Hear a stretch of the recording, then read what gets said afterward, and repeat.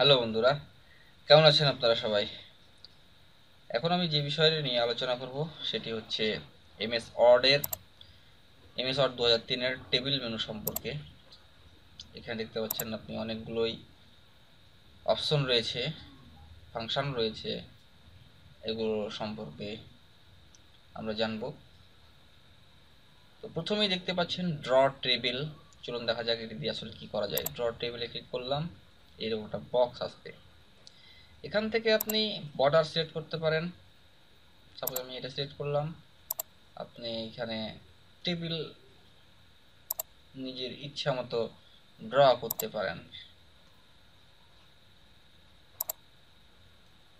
দেখুন, একটি টেবিল তৈরি হয়ে গেল। এভাবেই আপনি এই ড্র টেবিলের কাজ হচ্ছে এটি। আপনি বিভিন্নভাবে এটি ডিজাইন করতে পারেন। সাপোজ এখানে আপনি কালার বেছে নিতে পারেন।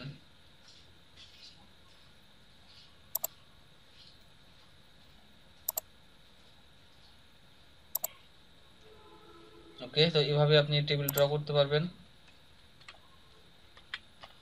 এবার দেখব আমরা ইনসার্টের কাজ।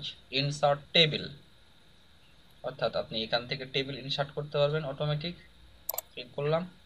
ওকে, দেখতে পাচ্ছেন এখানে নাম্বার অফ কলাম। আমি এখানে আপনার প্রয়োজনীয় যে কলাম নেবেন, সাপোজ আমার 3টি কলামের প্রয়োজন, 3 লিখলাম, এবং আমার রোয়ের দরকার 20টি, আমি 20 লিখলাম।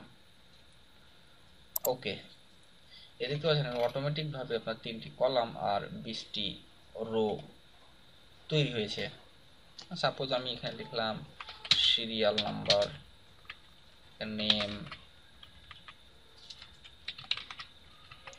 এখানে ইয়ার, এখানে লিখলাম আমি 1 2 3। সাপোজ এখানে নাম লিখছি আমি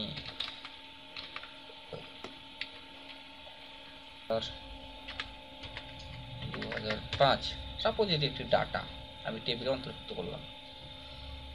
এইভাবে আপনি ইনসার্ট টেবিল নিতে পারেন। এবার আমরা আসবো কলাম টু দা লেফট, অর্থাৎ আপনি যদি এই সিরিয়াল নাম্বার যে কলামটি রয়েছে তার এই পাশে যদি একটি কলাম নিতে চান, সেক্ষেত্রে আপনাকে সিরিয়াল নাম্বারের যে কোনো জায়গায়, কলামে যে কোনো জায়গায় কারসাপটি রাখতে হবে এবং table menu insert column to the left, অর্থাৎ দেখুন আপনি সিরিয়াল নাম্বারের লেফটে একটি কলাম বেড়ে গেছে। আপনি যদি মনে করেন যে সিরিয়াল নাম্বারের রাইটে আপনি একটি কলাম নেবেন, তাহলে কলাম টু দ্য রাইট করতে হবে, তাহলেই আপনার সিরিয়াল নাম্বার রাইটে একটি কলাম বেড়ে যাবে। তারপর ইনসার্ট মেনু থেকে এখানে দেখতে পাচ্ছি row above, row below. Suppose আপনার এই সাপোজ এখানে 4 রয়েছে, আপনি 2 আর 2 এর পর 4 লিখে ফেলেছেন, অর্থাৎ এর মধ্যখানে আর একটি আপনার রো দরকার। সেক্ষেত্রে আপনার 2 এ ক্লিক কারসার রেখে ইনসার্ট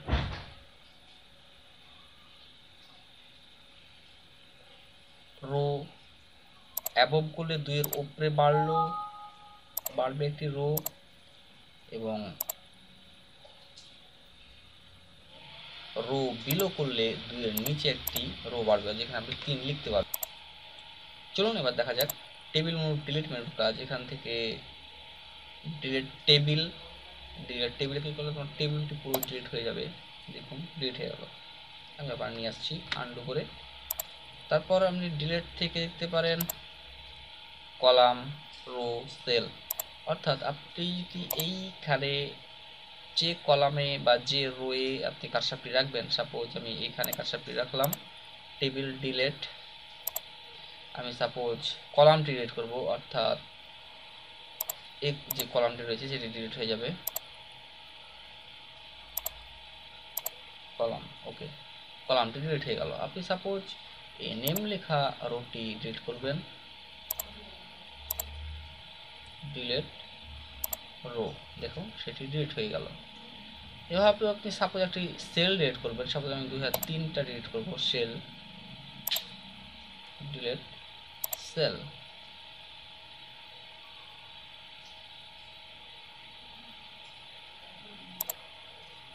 ওকে, ডিলিট হয়ে গেল। এইভাবে আপনি ডিলিট করতে পারেন। ওকে, এখন আপনাদের দেখাবো সিলেক্ট মেনুর কাজ। আপনি এখানে সিলেক্ট করতে পারেন, পুরো টেবিল সিলেক্ট করতে পারেন। সিলেক্ট মেনুর কাজ কলাম সিলেক্ট করতে পারেন, অর্থাৎ যেই করে কার্সারটি রাখবেন সেই কলামটি সিলেক্ট হয়ে যাবে। আপনি রো সিলেক্ট করতে পারেন, অর্থাৎ আমার এখানে কার্সার ছিল, এই রোটি সিলেক্ট হয়ে গেছিল। সেল আপনি সিলেক্ট করতে পারেন, অর্থাৎ আপনি এই সেলটি সিলেক্ট করবেন। Table menu, cell. ওকে, এবার আমরা দেখব স্প্লিট সেল। এইটির কাজ হচ্ছে আপনি সাপোজ এই সেলটির মধ্যে আরও 5টা বা 3টা, অর্থাৎ এই সেলের মধ্যে আপনি একটি টেবিল বানাতে চাচ্ছেন, সেক্ষেত্রে আপনাকে স্প্লিট সেল সাহায্য করবে। স্প্লিট সেল আপনি কলাম নিতে চান সাপোজ 3টা, রো নেবেন 5টা। ওকে, আপনি দেখতে পাচ্ছেন এইখানের মধ্যেই আপনার আবার একটা নতুন ওই সেলের মধ্যে একটি নতুন টেবিল তৈরি হয়ে গেছে।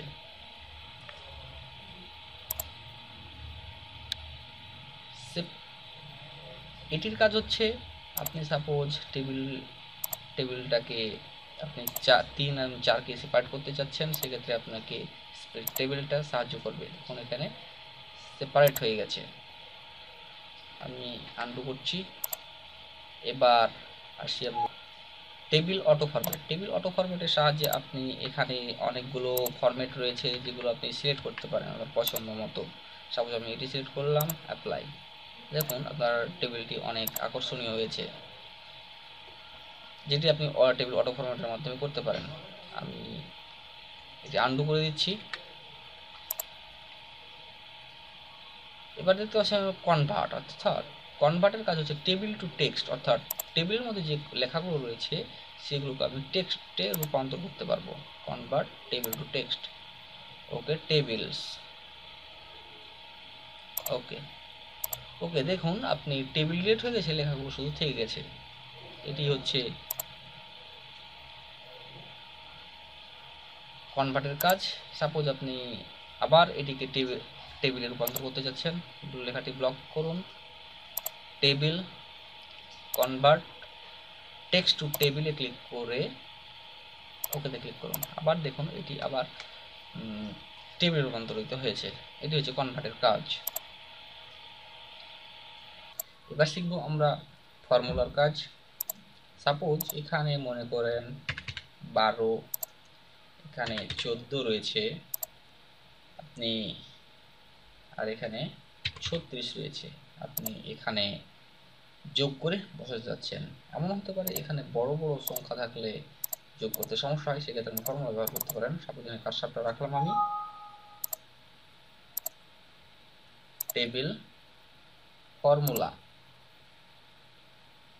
ওকে, আপনি এখানে দেখেন যে 12 যোগ 14 যোগ 36 সমান 62 হয়। আপনি এখানে যোগ বিয়োগও করতে পারবেন। সাপোজ আমি টেবিল ফর্মুলা এখানে সমানটা রেখে দিন,